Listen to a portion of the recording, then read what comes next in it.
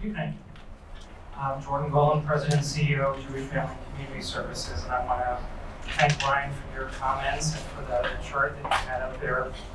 I want to echo something that Meryl said actually about her sense of this being holy work, and I think a lot of us who have been working closely with the victims, families, survivors, witnesses, congregations, community members, helping them to get through and helping ourselves to get through this do feel like we're engaged in holy work, being called upon in a situation that feels so unreal and so frightening and so different and so appalling, and having the opportunity to make a bit of a difference in the lives of the members of our community and for the community as a whole does feel like a higher calling for a lot of us. And so we've been engaging in this process in a very deliberate, serious kind of way from the beginning.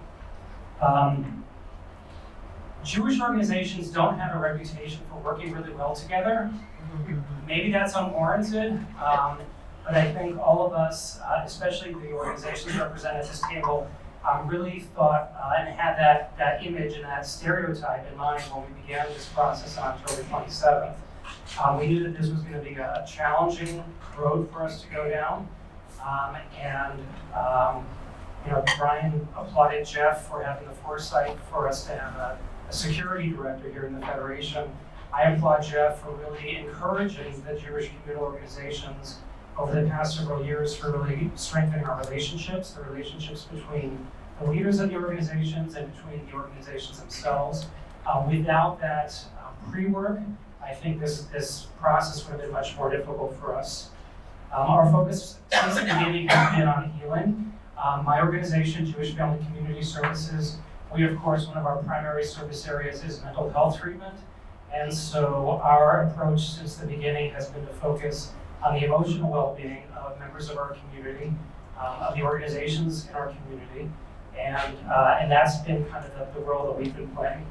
So I'm going to divide up what we've been doing into three phases. The first phase really was immediately after the shooting on October 27th. The second is what we're doing right now, and the third is looking toward the commemoration on this coming October 27th.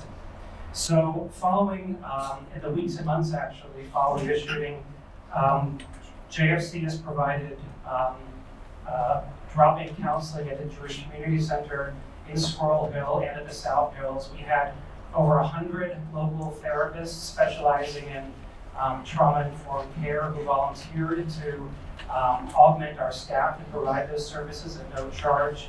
We went through and vetted the therapists, made sure that we were comfortable with the people who would be providing the care, and then began scheduling and coordinating hours so that any members of our community could come in for whatever reason and speak to a professional and get support and help. And that went on for weeks and weeks following October 27th. But we also began providing consultation to organizations within Jewish and broader community. We had organization representatives contacting us saying, my staff are having a really hard time, my clients are having a hard time, I'm having a really hard time. And so we went into, this is just a list of some of the organizations that we provided with mental health consultation. We were at all three of the Jewish day schools, the Squirrel Hill Health Center, BBYO Youth Convention, Turtle Creek Senior Center, Ralph Sugar Funeral Home, the Jewish Chronicle, Onboard Legacy Heritage Program, AmeriCorps, Literacy Pittsburgh, Diller Teen Fellows, Hillel Jewish University Center, the Carnegie Library, Bethel Men's Club, and Sunday school staff, and Repair the World. And that's just a sampling of the organizations who we were working with. Because as we know, and as Brian alluded to, there are circles of impact in an event like this. And it's not always the people who you think are going to be most deeply impacted that are feeling the impact. And it's hard to sometimes predict how we're going to feel and when we're going to feel in need of support. We also disseminated information to the community about trauma, what to expect, coping strategies. We did that through blog posts and video clips. We arranged for no-cost psychotherapy with local trauma therapists. We facilitated trauma training to local professionals through the Israel Trauma Coalition, and their costs were covered by the Jewish Federation and the Jewish Agency for Israel. The Israel Trauma Coalition came back a second time, and then they're back right now a third time. Actually, this week they're here providing training to local professionals building on the previous trainings. We also heard in the first few weeks people who were desperate to help and didn't know how. They wanted to do something. They were feeling a tremendous amount of compassion and empathy, and were frustrated that they didn't have anything to do with those good feelings. And so we created on our webpage, on our website, a page in which individuals could write letters of support to the families of the victim. We received hundreds of letters from around the world, eventually compiling them into a book, which we distributed to all the families and to the first responders, and they were really deeply appreciative of those letters. We also provided training in mental health first aid to refugee and immigrant support group facilitators. We have in our county this year, we're scheduled to have about 75 8-week support groups for members of different ethnic communities, many of whom felt deeply touched by the shooting on October 27th. Many of whom felt in some way responsible because an anti-immigrant sentiment was among the motives of the shooters. And so we provided them with a lot of support and training so that they could assess needs within their ethnic communities, and they were appreciative of that. And finally, we provided regular communication with victim families, witnesses, and survivors. We had clinicians from our staff who've been in touch with those people most directly impacted since the very beginning on an ongoing basis, making sure they have information about what's happening, and that as their needs change, they have a trusted person who they can turn to for support and guidance.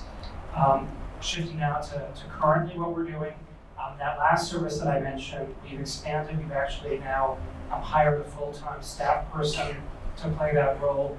I don't know if many of you know Lulu Orr. She was the founding executive director of the Good Grief Center here in Pittsburgh, and she now has taken on the role of working with all the families, victim survivors, and making sure that they have a trusted professional they can speak to.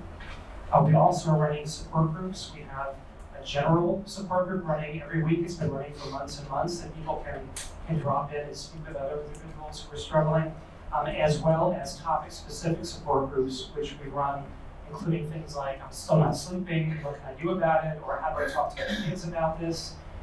We will be running more topic-specific support groups this fall.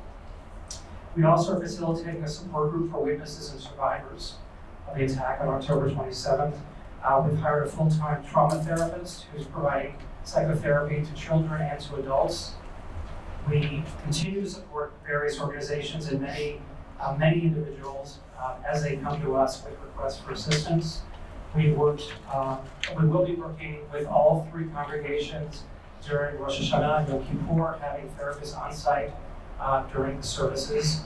And we worked closely with the Resiliency Center, with Rabbi Amy Bartek at the Federation, on creating a letter that was sent out to clergy, providing them some information about things that they might see or how they might want to think about the impact of the shooting on participants in services in the upcoming Chagim.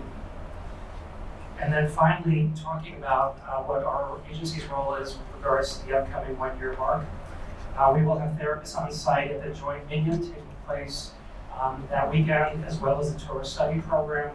Also, we'll have therapists at the Resiliency Center for anyone who wants to drop in and speak to someone during the day.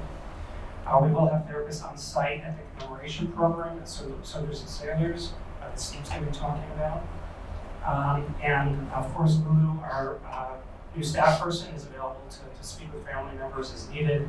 There's going to be a youth group program Saturday night at Beth Shalom. We'll have a therapist there. We will be disseminating information to the community over the course of the next few weeks about what to expect as the holidays start and as the commemoration draws closer. We will be offering on October 27th volunteer activities both at our food pantry and on site over at the street building. And finally, if your organization you believe is going to need the support of a mental health professional on or around October 27th, please reach out to Maggie Feinstein, the director of the Resiliency Center. She will coordinate with Stephanie Small, our clinical director, to make sure that you have a professional available to the needs of your organization.